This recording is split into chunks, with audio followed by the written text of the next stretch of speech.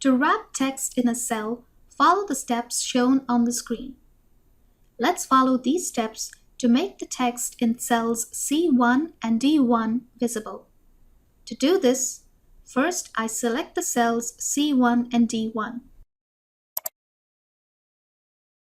Second, with the mouse cursor placed on the selected cells, I click the right button of the mouse.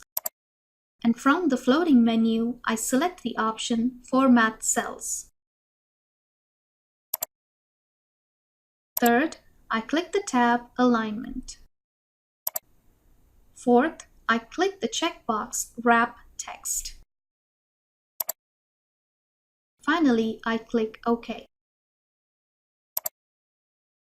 As a result, the text in cells C1 and D1 are displayed in several rows within the cells. We need to still adjust the height of the row to make them fully visible.